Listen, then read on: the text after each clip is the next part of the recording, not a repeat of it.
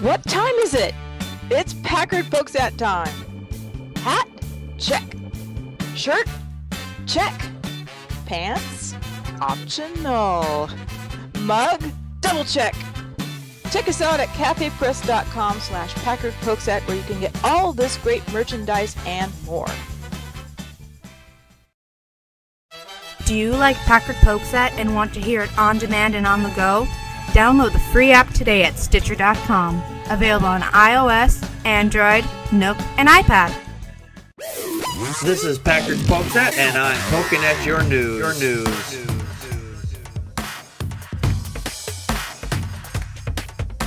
Hello, everybody. This is Packard Pokesat, the Midweek Show. This is Season 6, Episode 5, the Midweek Show. For the people that were at the concert, and there's a lot of controversy going on with that shooting, let me just say that my deepest condolences go out to all the family's victims. And the fact is, just because they are at a country music festival doesn't make what they believe as far as their politics or whatever, because somebody at CBS said they were at this concert, they deserve to get shot. I don't believe that. That is completely reprehensible, and I stand against what she actually said. And apparently she had been fired from her position because she had said such horrible things, and I don't wish that on anybody at all. All right, with that out of the way, Matt, have you got a couple of stories for us today? Yes, I do. Okay, what you got? There was a man who worked for Walmart who apparently had cerebral palsy, and he used a wheelchair or a scooter. Yeah, I was looking at that. This is a Walmart in Pennsylvania, and the customers are outraged after learning that one of their favorite employees had been let go from the company. Daniel Achenhaus, 41, has been with Walmart for 20 years and would travel 2 miles every day in his motorized scooter to get to work, where he held the position as a greeter. Mm-hmm. Former employee Henry Schecker remembers one day in February of 2015 when Achenhaus came to work during a snowstorm. He says, "I remember he just came in covered in snow. He went right to work like it was nothing. I've poured my heart and soul into this company," Achenhaus told the news station with tears in his eyes. Apparently, the company changed its greeter position to customer host. You would think and it determined that Achenhaus couldn't keep up with the responsibilities, meaning helping with returns, checking receipts, and being able to lift 50 pounds. I'm going to say something here that somebody might find objectionable, but as much as Walmart is a piece of shit sometimes, they have a right to change the policies of what the positions are. I've had it happen to myself on a number of occasions where they type of position is changed, and if you can't meet the requirements for the position, then you end up moving on to another job. I think that they should have found something else for him. I don't think they should have fired him, but I think they should have at least found something else for him to do. Yeah, I agree. And, it's sad that these people are letting somebody go when they could do something else. Yeah. Now that part I agree. I mean, if there was something else that they could do, and we've discussed this on the show multiple times before, where if you can't do the job because of the job situation, like there was that Muslim guy said he wouldn't check people out because someone came and bought pork, and because his religion says you can't touch pork because stupid reasons, he didn't want to do it. He had a job that said you have to do this thing, and because of his religious beliefs, he said he couldn't do that thing, which he wouldn't be touching the pork anyway. It was in a container. It's not like he was actually touching it. Now, in this instance, if he has to help people to the service counter, if they have to carry something heavy, then yeah, he's not fit for the position anymore. I'm sorry, he's just not fit for it anymore. The positions change, and I understand him. The part where they say he came into the store in a snowstorm. He made it all the way to the store that way. And the sad fact is that these companies, they don't care what you give to them. All they care is that you show up and do your job. They don't care anything about you. I don't care what company it is. No, I know, and I agree with that, but it's still, to me, it's wrong. I believe the employees are the ones that are making the company's money. Of course they are. Of course they are. And just like with my job and your job, if you don't show up, your boss doesn't make money because you're not there to do the job for him. So, or do the job that he hired you for. So, right. Yeah, you are definitely making money for the boss. There's no in and out of that. But the fact is, though, us as workers, we're just a commodity to these people. We show up and we do the job for them. We do the job that they hired us to do. And if we can't do it, they just replace us. And if they change the nature of the position that we have to do and we can't do it, then we're not going to be doing that position anymore. That's just all there is to it. I mean, this is really no different than if, let's say, I was working at a car factory and I have to, I don't know, put a bolt on. And because of the way it's put in there, I can't do it anymore because let's just say my hands are too big or something and I can't reach in there anymore. Then I just can't do that position any longer because the job changes. In this instance, the job changed. I'm trying desperately not to defend Walmart because I really don't want to defend Walmart and I don't like defending big businesses. But the fact is, I'm sorry, but if the position changed, then there's really nothing much he can do. I mean, but again, they should have put him in a different position. They should not have just say, well, the position changed, completely fire you. I would like to see companies that people who show up like this guy did through a snowstorm and get in there to do the job. He's willing to come into work. I mean, find something else for him to do. Exactly. Anyway, so yeah, I mean, even though he was there for 12 years, I mean, I hope he gets a good severance package. He was there for 20 years.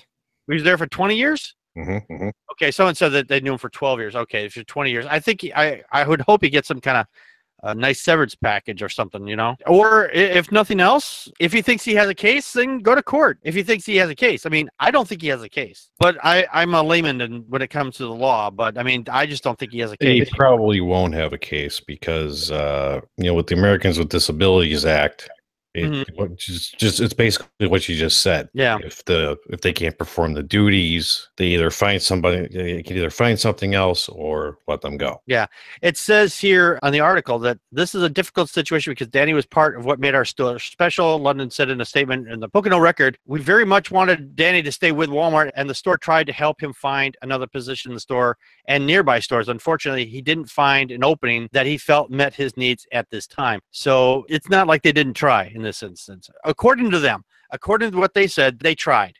They didn't just say, okay, you're fired. At least they tried to find another position for him. Right. So, I mean, there are times there's situations you just, if you don't fit the position and you can't find something that you can fit into, then that happens, unfortunately. Yeah, it's unfortunate, you know. Yes. You hate to do that to people, especially somebody with a disability. That just, I mean, if I were the one that had, if I were in a managerial position and I actually had to let somebody go, simply because of a disability, because I couldn't find something for that person or the position was changing, I would feel bad. Yeah. Well, it's because you probably have something that most of those managers don't, is a conscience.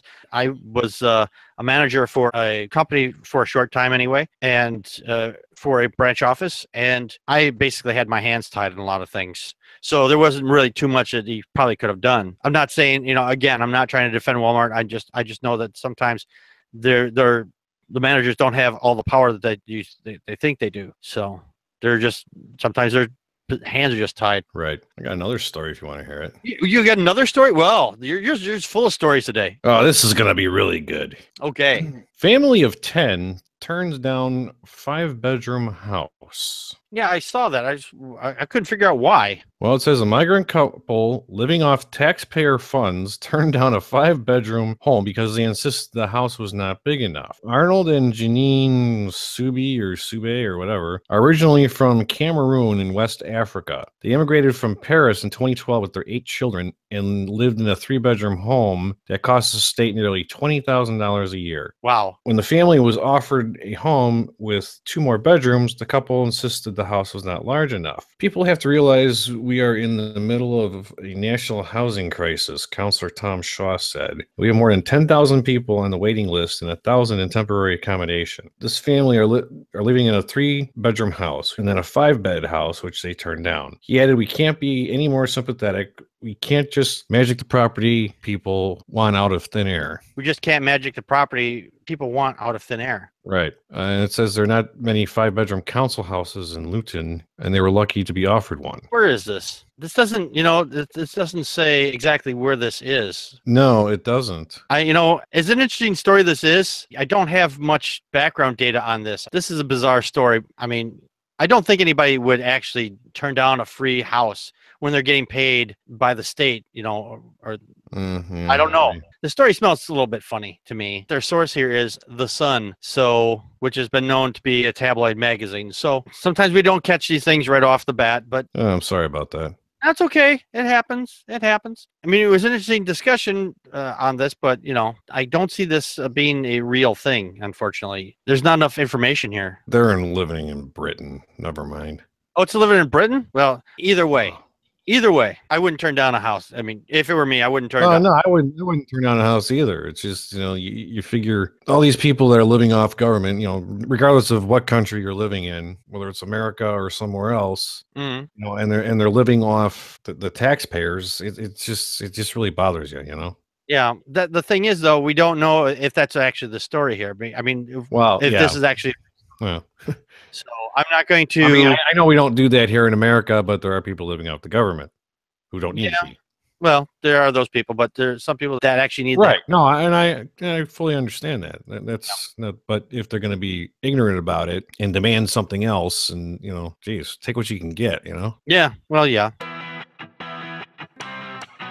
While we are poking at your news, you can poke us at Facebook and Twitter, or poke us with an email at ppapodcast@gmail.com, or leave us a message at 662-709-PPAP. Join us live on YouTube/Packard Pokesat on Friday nights at 9 p.m. Central Time. Be part of the conversation by live chatting with us during the show. Enjoy the show? Help support us by becoming a monthly patron at patreon.com/Packard Pokesat. Or look awesome by buying something at cafepress.com/Packard Pokesat. No money, no problem. You can help us by sharing the show with friends and rate us on iTunes and Stitcher. For everyone that shares and rates us, you kick ass. The Atheists, The Bible. and No Wardrobe, the podcast. Wait a minute. No wardrobe? You mean we're going to be naked while we do this? Well, seeing how I'm an atheist and I'm reading the Bible, and since clothes are flammable, Fire! Fire! Fire! I thought it might be a good idea to take them all off first. Naked or not, follow along as we read, analyze, and try to keep you from falling asleep as we go through this boring-ass book. Find us on iTunes, Stitcher, and Spreaker. Who knows? We may even be on YouTube someday.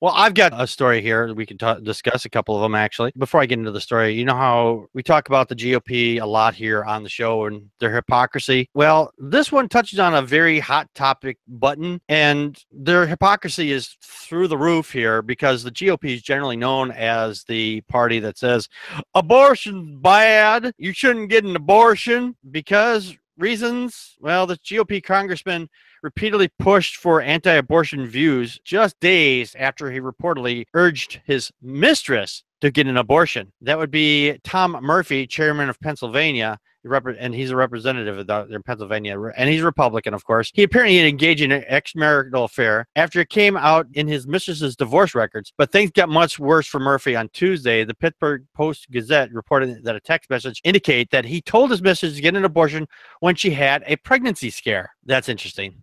That's especially problematic because Murphy is supposed to be an anti-abortion congressman. He's got a nearly flawless record voting as far as groups like the Family Research Council are concerned. And in fact, it was his promotion of that position that led to the fateful exchange between his mistress and Shannon Edwards. This is what he posted on his Facebook public account. And you have a zero issue posting your pro-life stance all over the place when you had no issue asking me to abort our unborn child just last week when we thought was in one of those options. Shannon Edwards, a forensic psychologist in Pittsburgh with whom the congressman admitted last month to having a relationship with, wrote Mr. Murphy on January 25th in the midst of an unfounded pregnancy scare. A text for Mr. Murphy's cell phone number that same day in response says, I get what you say about my March for Life messages. I've never written them. The staff does them. I read them and winced. I told staff I don't write anymore. I will. Wow. Isn't that interesting? That these people that we put in office, that we hire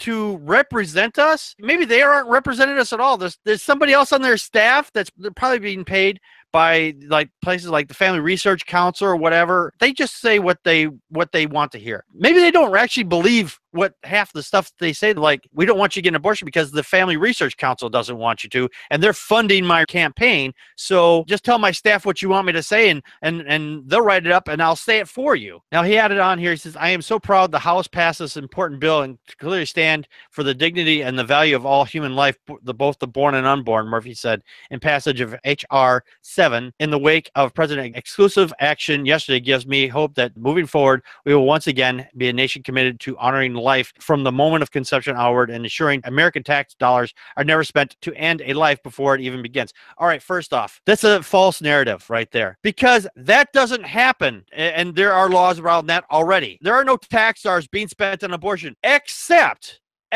in extreme emergencies. Anyway, it's just 2 days after the text message exchange, after telling Edwards that he would craft his own message on abortion, Murphy's office was again playing up his anti-abortion bona fide in a news e-letter. Yeah, he's full of it. He is a hypocrite through and through. There's no getting around that. What are your thoughts? I think it's disgusting. Okay. You know, you got these people who are trying to make laws to change things, and they're basically breaking their own law. Mm-hmm. You know, I don't know. These people are just, you can't figure them out. They're just hypocrites. Well, I know they're hypocrites, but it's just, I don't know what the term that I can use for people like this. Besides that, I have a few stronger words, but YouTube won't let me say them. Well, no, I wasn't talking about that. I was. I don't know what to say. I just I'm not surprised at stuff like this. You know, it just seems like every day something is changing, and you know, something's being thrown at us, and you know, we got to challenge it. And I don't know, this world is just. There is one of the comments here. It says, typical hypocrisy. The rules are different for you and for me. It just seems to me that Republicans want to have control over everybody's reproductive stuff. You know, the reproductive rights. They don't want you to have reproductive rights. They keep saying, we don't like big government. They keep saying, we want small government. This is big government through and through. There's just no getting around that. They want to push the narrative of saying, hey, we don't want you to do this thing because we don't like it. I mean, this is a personal decision between the people involved and their doctor. But they keep pushing this narrative of saying, hey, we want you to do what we want you to do. Now, doesn't this affect like the Roe v. Wade back in 1973? This particular case, no. But he did say he wanted to, according to a news letter, said he wanted to get a 20-week abortion ban. So you can't have an abortion for up to 20 weeks, or within the first 20 weeks, or after the first 20 weeks. I'm not sure how that's supposed to read exactly. So, well, I think it's like you can do it up to your first trimester, maybe. Yeah, I think that's already in place. It may be that, yeah, up to the first trimester, then you're not allowed to you can't get an abortion past that point. I mean, unless, you know, there's something that's medically wrong, you know, but. Right. But the fact is here that this guy's hypocrisy is just amazing. And this is not the first time that the Republicans have done this stuff. There have been other instances where other Republicans have said that they want you to get an abortion because they don't want anybody else to find out about their affairs. This is not the first time that this has happened. This is the family of pro-life and pro-family and whatnot, and they go around saying, hey, don't have an affair, stay with your spouse, but he goes out and has an affair, you know. Mm-hmm. Do as I say, not as I do. Right. That's what I was trying to say. You know, with all these laws or these politicians, you know, they're advocating for all these laws, and you know, they're drawing up these laws, and they're breaking that law themselves. You know? Yeah. No. Exactly. Yeah. They think they're above the law. That's the problem. They think they're above the law. I have one more story here, and this was kind of interesting, I thought. Apparently, we had a very close call this past weekend, but it was not just me. I mean, the entire Earth, because it was a bus-sized asteroid that zoomed by us. It was pretty close, but it was pretty harmless, fortunately. An asteroid about the size of the bus gave Earth a close shave this morning, October 2nd, cruising well within inside the orbit of the moon. I'm wondering, one of these days, if something's coming in between the Earth and the moon like this, and if it's going slow enough, I'm wondering if it's going to get caught in our gravity well and just we end up having a second satellite for a while. I don't know if that would be, if that's possible. Maybe it is. I don't know. I'm not a physicist, so I couldn't say. The roughly 26-foot wide, 8-meter space rock known as 2017 SX17 zoomed within 54,100 miles or 87,000 1,065 kilometers of our planet at 6:20 a.m. Eastern Daylight Time. For perspective, the moon orbits the Earth at an average rate about 239,000 miles, or 384,600 kilometers. So it was well between the Earth and the moon at that time. At the time of the closest approach, 2017 SX-17 was traveling about 16,350 miles per hour. Someone pull that piece of rock over for speeding. I'm just saying, that's too fast.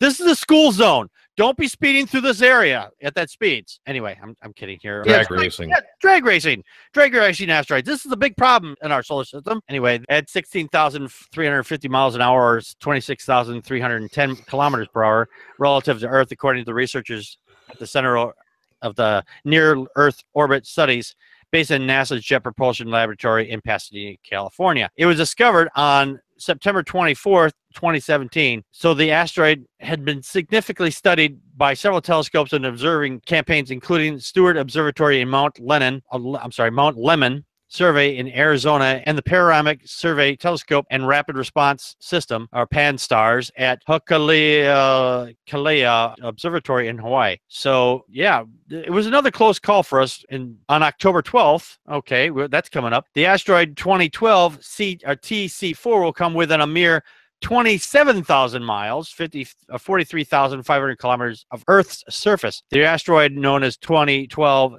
TC4, is estimated to be 39 feet to 88 feet, between 12 and 27 meters wide, putting the same size class as the space rock that exploded over the Russian city of Chelyabinsk in February of 2013. So if that one actually gets close, we could have like little explosions.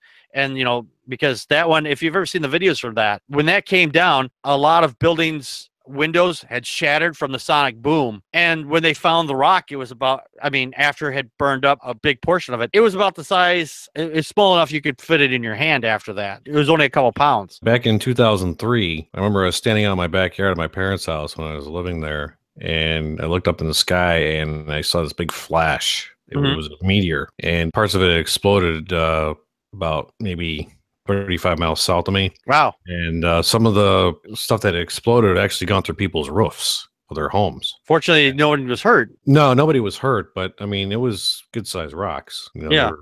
Hand size. Yeah, to date, as far as I know, there's only been like a small handful, maybe one or two people have actually been hit.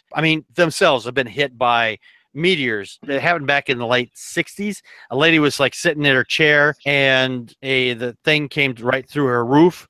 And it literally just like it hit her. It just barely just struck her in the leg, like a little bit or something, or the shoulder or something. So, she wasn't hurt, but it's still, there it is, big rock. People's cars have been hit. Yeah. Oh, I heard one report. One lady was driving her car one night and it got hit by a meteor and totaled the car, and she couldn't get any insurance money because it was an act of God or something. Oh yeah. They loved using that one, act of God. Yeah. Anything that falls from the sky, they call it act of God. You know why? Because they know that they have to pony up, and they don't want to. Insurance companies are kind of slimy that way, as far as I'm concerned. Right. Why do we pay insurance? Yeah, why do we pay insurance? If it's not going to cover anything. Yeah. Well, they don't cover everything. And unless, I guess, you have to get that special insurance for that. Speaking of the act of God stuff, a number of years ago, we had a major downpour out here in the general area where I live, and there's a tech college not far. It's across town anyway. And we had a torrential rainstorm that came down. And because of the way the parking lot is shaped, I guess, it actually flooded out. And the insurance companies wouldn't cover anybody's car because they said it was a quote-unquote act of God. And I think that policy of act of God needs to go away, honestly. We're getting on a tangent here, but let me get back to the space rock here. As the name suggests, 2012 TC4 was first spotted about 5 years ago. Astronomers have been tracking the rock for weeks now as part of an exercise to help them find and follow asteroids that may pose a potential threat to Earth in the future. 2012 TC4 itself poses no threat, at least until 2050. So if you've got travel plans in 2050, you might want to check your schedule. I'm just saying, if you planned it out that far. So if you're listening to this in archive and it's 2050, take preparation, or maybe we'll have it solved by that time. Who knows? Maybe we'll be able to put spaceships out there to bump them out of the way, and we won't have to worry about them for another 100 years or so. It's just a big giant space turd. It's a big space turd. Either that or it's the aliens. It's aliens. It's always aliens. Yeah. Yeah, aliens. Yeah.